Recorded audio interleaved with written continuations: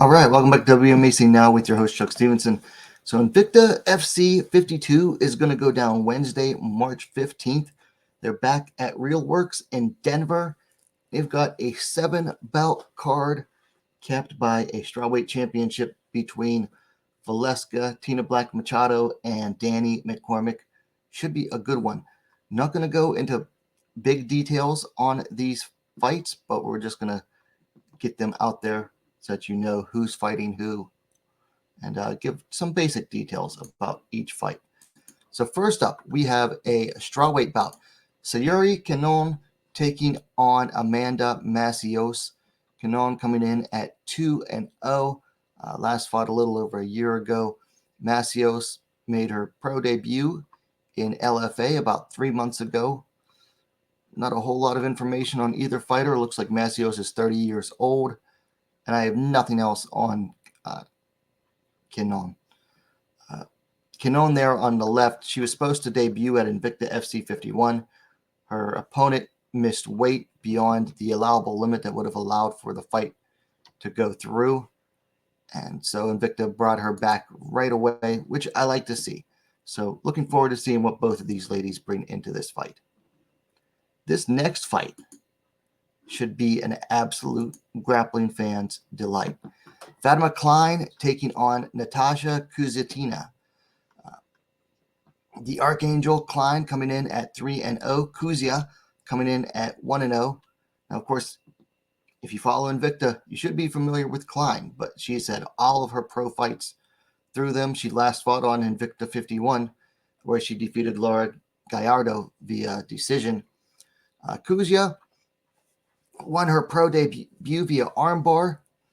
But what's really interesting about her, she's a judo black belt. And if I remember correctly, she was a bronze Olympic gold medalist or Olympic medalist, Olympic bronze medalist, we'll say. Yeah. So this should make, like I was saying, this should make for an absolute grappling fan's delight. And not like boring, hugging grappling. We're talking submissions here. Kuziutina is the older fighter at 33 to only 22 for Kline.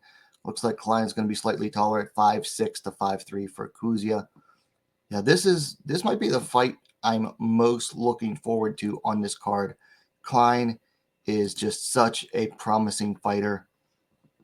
And it's always interesting when Olympians cross over to MMA as well. So this is definitely a bout to look forward to, if not the bout on the card. Next, we have a featherweight bout. Amber Leibrock taking on Invicta veteran, Invicta, but also UFC veteran Ramona Pascual. So touch him up, Leibrock coming in at 6-4, Pascual coming in at 6-5 now. Leibrock's coming in off of 3 straight wins, going back almost 3 years, but she returned to the cage 7 months ago. Defeated Morgan Fryer via submission in Invicta. Pascual, on the other hand, is riding 3 straight losses, all of them in the UFC. She last fought about 3.5 months ago, losing via TKO. They're about the same age. Leibrock's 35, Pascual's 34. Leibrock's going to have a nice height advantage here. 6 feet, 183 centimeters to 5'7", 170 centimeters for Pascual, with a reach advantage to match. So Pascual just got cut from the UFC after an unsuccessful stint there, taking on Amber Leibrock. This is not going to be an easy return to Invicta for Pascual. That's for sure. But this is also a good chance for Leibrock, who, after being inactive for a while, making her way back to cage here. This is a good chance for her to get her name noticed against a UFC veteran. You know, she fought for Bellator before. Leibrock might want to make her way back there, or could still be looking at the UFC. And beating a UFC veteran like Pascual is a way to do that. Next, we have a bantamweight bout. Montserrat Rendon taking on Maria Jose Favela in a battle of Mexican fighters. So the monster Rendon coming in at 5-0. Favela coming in at 4-2. So of course Rendon undefeated. Last fought 4.5 months ago, defeating Brittany Cloudy via split decision in Invicta. Favela last fought about 3.5 months ago, picking up a win, some regional promotion. She's 0-2, if I remember correctly, fighting in Invicta. No age for Rendon on Tapology. Favela is 30 years old. Looks like they're about the same height, like 1 inch difference, and the reach is mostly negligible. This should be a good action bout, two Mexican fighters. And I mean, I know MMA is not boxing, but usually when you get some Mexican fighters in there, you're going to get some action.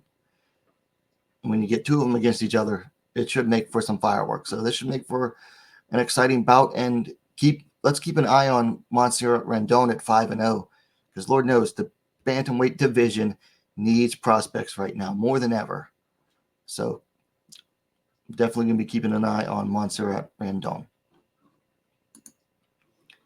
Then we have a strawweight bout. Shauna Bannon taking on Minna Grusander.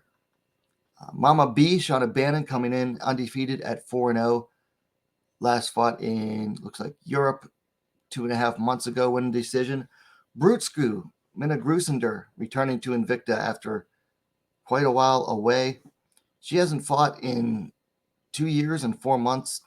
Dropped a decision to Magdalena Sermova in Octagon. And she's actually riding 3 straight losses dating back 4.5 years. So Grusander hasn't been as active recently. She'll be the elder fighter, 33-29 for Bannon. Bannon's going to be the taller fighter at 5'7", 170 centimeters to 5'4", 163 centimeters for Grusander. Ooh, if Tapology is correct, Bannon's going to have a major reach advantage as well. 69 inches, 175 centimeters to 61 inches, 155 centimeters for Grusander. So this will be Grusander's second fight since moving up to strawweight, and took some time off during the COVID thing. I'm not sure. I think she had some injury she was dealing with. But Minna is a friend of the channel, so we'll be keeping an eye out for her. And Bannon looks promising as well. So this is definitely about to look forward to. Then we have another strawweight bout. Karolina Wójcik taking on Ediana Silva. Now, both of these ladies fought at the Invicta 50 strawweight tournament, with Silva losing in the semifinals and Wójcik losing to the now champion Machado in the finals. But so they missed each other in that tournament, and they'll be facing each other now. So the Polish assassin Wójcik coming in at 10-3, Mel Pitbull coming in at 12-3. Both ladies coming in off of a loss in their last fight. Of course, Wójcik to Valesca Machado via decision, and Silva to Machado via split decision. Before that, each of these ladies were on some nice win streaks. Let's see, Silva's the younger fighter, 21-28. Looks like she's just slightly taller at 5'3", 160 centimeters to 5'2", 157 centimeters. And the reach is identical. This should be a good one. Wójcik tends to go back and forth between exciting and kind of boring. But when she's exciting, she's very fun to watch. I liked what I saw from Silva so far. She's also an LFA veteran. Man, a lot of cans on her record, though. I would say that Wójcik has definitely faced a better competition overall. But this should be a good one, and it's a good co-main event in the strawweight division. A lot of strawweight bouts on this card. That makes 1, 2. Yeah, very strawweight heavy card, which is good because they got a champion, and they need to build some contenders. Speaking of the champion, she will be in the main event. Valesca Machado taking on Danni McCormack. Tina Black, the champ, coming in at 12-3. Mac coming in at 6-2. Machado riding a nice winning streak going all the way back to 2021 when she lost on the Dana White's Contender Series. So she's won 5 fights since then. McCormack coming in off a decision win over Myra Mazar 3 months ago in Invicta. Had dropped 2 straight before that. Mostly had fought in Bellator before now. McCormack is the elder fighter, 33-27 for Machado. They're the same height, 5 feet 4 inches, 163 centimeters. Looks like Machado has the reach advantage here, 63.5 inches, 161 centimeters to 61.5 inches, 156 centimeters for McCormack. I'll be honest, I find Machado's fighting style to be boring. She's one of those fighters who will do just enough to edge out the win. And she's not a finisher. She's just there. I mean, she's not a bad fighter at all. I'm not saying she's a bad fighter. She's good. I'm just saying she's boring. So, I mean, personally, I'll be cheering for McCormack because I want exciting champions. And McCormack does have capability of finishing fighters. She has 2 wins by finish, 1 sub, 1 TKO, compared to 4 decisions. Machado, looking at her stats, she actually has 4 wins via TKO and 1 by submission, but man, 7 wins by decision. And she hasn't gotten a finish in her last 4 fights. So, I don't know. Maybe she'll actually find her killer instinct for this fight. It'll be something to look forward to. So you have it. Those are my initial thoughts on Invicta FC 52. Like I said, it goes down Wednesday, March 15th. And you can catch it on worldwide on Invicta's YouTube channel. Or if you have Access TV, you can watch it there. Fight Network in Canada. And probably on their Facebook page as well. I'll be watching it via YouTube. And tentatively scheduling a fight companion for it as well.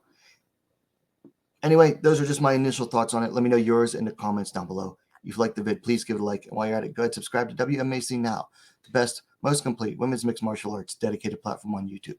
Thanks for watching. We'll see you next time.